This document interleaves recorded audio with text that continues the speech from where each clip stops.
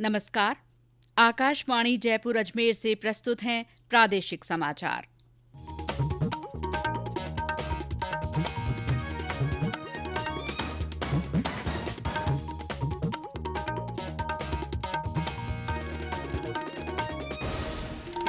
मुख्य समाचार।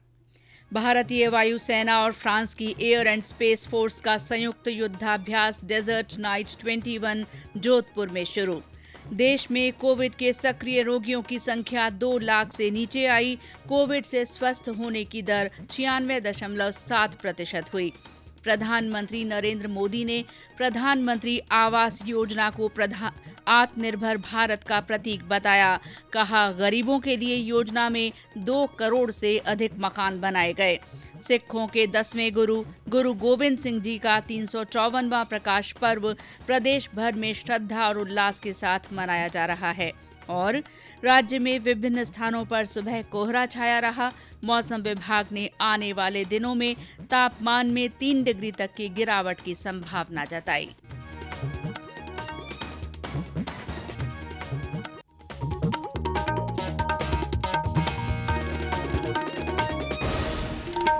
समाचारों के साथ मैं शीला चावला।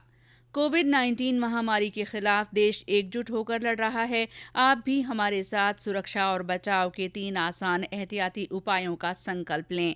मास्क पहनें, 2 गज की दूरी है जरूरी, सुरक्षित दूरी बनाए रखें, हाथ और मुंह साफ रखें। और अब समाचार विस्तार से। भारतीय वायुसेना और फ्रांसीसी वायुसेना का संयुक्त युद्धाभ्यास डेजर्ट नाइट 21 आज से जोधपुर में शुरू हुआ। ये अभ्यास 5 दिन चलेगा। हमारे संवाददाता ने बताया कि अभ्यास के लिए फ्रांस के वायुसैनिकों और उनके लड़ाकू विमानों का बेड़ा कल देर रात जोधपुर पहुंचा।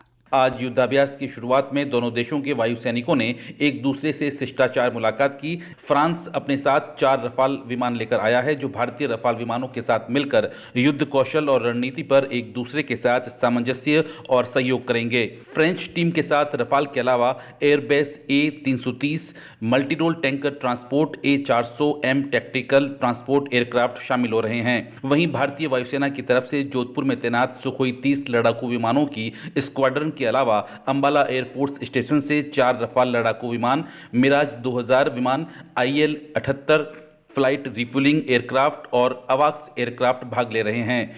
युद्धाभ्यास 24 जनवरी तक चलेगा। गौरतलब है कि सितंबर 2020 में भारत को फ्रांस से रफाल लड़ाकू विमानों का पहला बेड़ा मिला था। ऐसे में भारत में होने वाले किसी युद्धाभ्यास में भारतीय रफाल विमान पहली बार शामिल हो रहे हैं। आशीष, आकाशवाणी समाचार, जोधपुर। देश में कोविड के सक्रिय रोगियों की संख्या आज 2 लाख से नीचे आ गई है। इस समय 1,97,000 सक्रिय कोरोना मरीज हैं।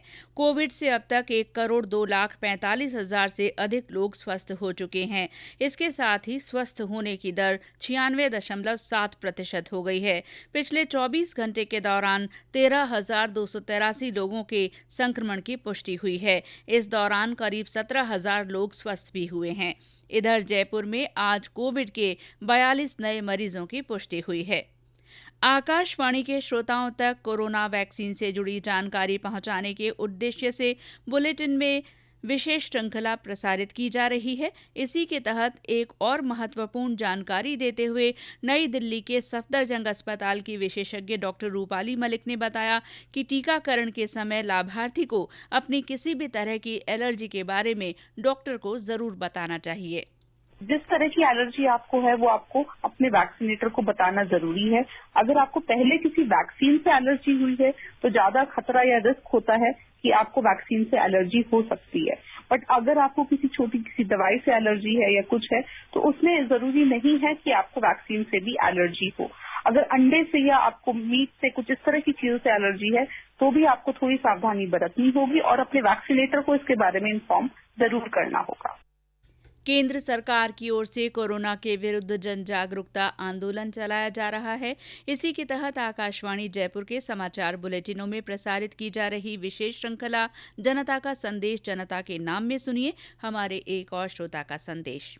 मैं श्री गंगानगर राजस्थान से सज्जन कुमार गोयल बोल रहा हूँ। तो भाइयों, जैसा अपने को विदित है कि कोरोना की वैक्सीन आ गई है, परंतु कोरोना अभी गया नहीं है। वैक्सीन का इंजेक्शन लगने के बाद भी मास्क का उपयोग करना बहुत जरूरी है। प्रत्येक बार धोया हुआ मास्क उपयोग में लाना चाहिए। दोस्तों, मास्क का उपयोग करते समय हमारी नाक, ठोडी, मुंह अच्छी तरह ढका हुआ होना चाहिए। यूज किया हुआ मास्क ऐसे ही हमें कहीं भी नहीं फेंक देना चाहिए। इसको जमीन में गाड़ना चाहिए या जला देना चाहिए। धन्यवाद।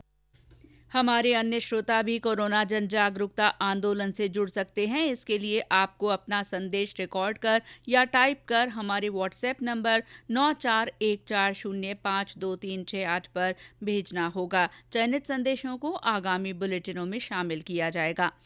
ये समाचार आकाशवाणी जयपुर अजमेर से प्रसारित किए जा रहे हैं। आगे समाचारों में बढ़ने से पहले ये संदेश। चलो मिलकर एक शुरुआत करें, चलो एक फैसला आज करें, मास्क नहीं तो टोकेंगे, कोरोना को रोकेंगे, चलो एक इरादा करते हैं, चलो कुछ वादा करते हैं, मास्क नहीं तो टोकेंगे, कोरोना को रोकेंगे। समाचारों में आपका फिर स्वागत है। प्रधानमंत्री नरेंद्र मोदी ने कहा है कि प्रधानमंत्री आवास योजना आत्मनिर्भर भारत का प्रतीक है। उन्होंने कहा कि देशवासियों के आत्मसम्मान और स्वयं के घर के बीच सीधा संबंध है। श्री मोदी ने कहा कि प्रधानमंत्री आवास योजना ग्रामीण लोगों को विश्वास दिलाती है कि उनका भी अपना घर हो सकता है। प्रधानमंत्री ने आज वीडियो कॉन्फ्रेंस के माध्यम से उत्तर प्रदेश में 6,10,000 लाभार्थियों को करीब 2,691 करोड़ रुपए की वित्तीय सहायता जारी की। श्री मोदी ने कहा कि देश के गरीबों के लिए इस योजना के तहत 2 करोड़ से अधिक घर बनाए गए हैं। उन्होंने कहा कि इस योजना से ग्रामीण महिलाएं सशक्त हो रही हैं। ये आवास ग्रामीण क्षेत्रों में महिलाओं के सशक्तिकरण का भी एक बहुत बड़ा माध्यम बन रहे हैं, क्योंकि अधिकतर आवास घर की महिलाओं के नाम पर ही आवंटित किए जा रहे हैं। जिनके पास जमीन नहीं है उन्हें जमीन का पट्टा भी दिया जा रहा है। इस पूरे अभियान की सबसे खास बात यह है कि जितने भी घर बन रहे हैं सबके लिए पैसा सीधे गरीबों के बैंक खातों में दिया जा रहा है। केंद्रीय ग्रामीण विकास मंत्री नरेंद्र सिंह तोमर ने इस अवसर पर कहा कि मंत्रालय द्वारा इस वित्तीय वर्ष में पहली बार 2 लाख करोड़ रुपए खर्च किए जा रहे हैं और इसका एक बड़ा हिस्सा महात्मा गांधी राष्ट्रीय ग्रामीण रोजगार गारंटी योजना के अंतर्गत जाता है। सरकार ने संसद के बजट सत्र के मद्देनजर 30 जनवरी को एक सर्वदलीय बैठक बुलाई है। संसदीय कार्य मंत्री प्रहलाद जोशी ने एक प्राइवेट टीवी चैनल के साथ बातचीत में कहा कि ये बैठक वर्चुअल माध्यम से होगी। उन्होंने कहा कि सरकार सदन में किसी भी मुद्दे पर बहस करने को तैयार है। उदयपुर जिले के वल्लभनगर विधानसभा क्षेत्र से कांग्रेस विधायक गजेंद्र सिंह शक्तावत का आज निधन हो गया। श्री शक्तावत पिछले कई दिनों से बीमार चल रहे थे। राज्यपाल कलराज मिश्र ने विधायक शक्तावत के असामयिक निधन पर शोक व्यक्त किया है। मुख्यमंत्री अशोक गहलोत ने उनके निधन पर गहरी संवेदना जताई है। मुख्यमंत्री ने कहा कि उनका असामयिक निधन सभी के लिए गहरी क्षति है। वे एक सजग जनप्रतिनिधि थे और क्षेत्र के विकास के लिए उन्होंने सदैव समर्पित भाव से काम किया। उनके निधन पर पूर्व मुख्यमंत्री वसुंधरा राजे, विधानसभा अध्यक्ष डॉक्टर सीपी जोशी, प्रदेश भाजपा अध्यक्ष डॉक्टर सतीश पूनिया और उपनेता प्रतिपक्ष राजेंद्र राठौड़ ने भी संवेदना व्यक्त की है। जैसलमेर जिले में सूखा प्रभावित क्षेत्रों का दौरा करने आए अंतर मंत्रालय केंद्रीय अध्ययन दल ने आज एक बैठक कर प्रतिनिधियों और जिला स्तरीय अधिकारियों से चर्चा की। जिला कलेक्टर ने जिले के प्रभावित क्षेत्रों की स्थिति के बारे में जानकारी दी।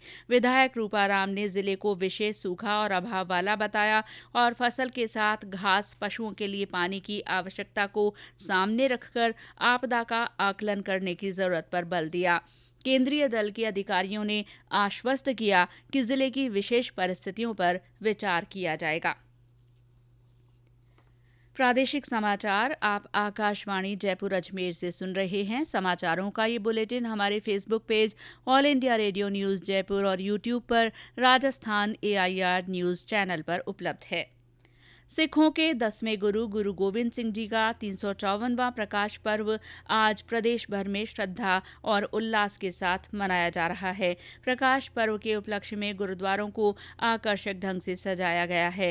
गुरुद्वारों में कोरोना गाइडलाइन की पालना के साथ अटूट लंगर बरते जा रहे हैं। बूंदी में बाईपास स्थित गुरुद्वारे सहित अन्य गुरुद्वारों को सजाया गया और दीवान सजाया गया। लंगर का आयोजन भी हुआ। इस बार कोरोना वायरस संक्रमण के कारण नगर कीर्तन नहीं निकाला गया।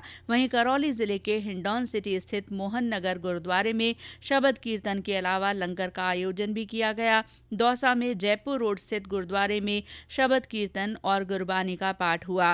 भरतपुर में पाई बाग स्थित गुरुद्वारे को आकर्षक रोशनी से सजाया गया। इस दौरान कीर्तन दरबार भी सजाया गया।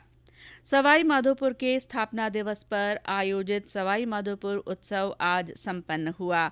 2 दिन के उत्सव के तहत आज शिल्पग्राम में फोटो प्रदर्शनी का आयोजन हुआ। हमारे संवाददाता ने बताया कि इस मौके पर कई प्रतियोगिताओं का आयोजन हुआ। सवाई माधोपुर शहर के 258वें स्थापना दिवस के अवसर पर जिला प्रशासन और पर्यटन विभाग के संयुक्त तत्वावधान में आयोजित 2 दिवसीय सवाई माधोपुर उत्सव आज संपन्न हुआ। उत्सव के अंतर्गत आज शिल्प ग्राम परिसर में पुरुषों की साफा प्रतियोगिता और महिलाओं के लिए मांडना प्रतियोगिताओं का आयोजन भी कोविड दिशा निर्देशों की पालना करते हुए किया गया। उत्सव के दौरान रन फॉर सवाई माधोपुर, महाआरती, पुष्पांजलि सहित अनेक कार्यक्रम आयोजित किए गए। आज समापन समारोह में उत्सव के दौरान आयोजित विभिन्न प्रतियोगिताओं के विजेताओं को पुरस्कृत भी किया गया। सतीश वर्मा, आकाशवाणी समाचार, सवाई माधोपुर।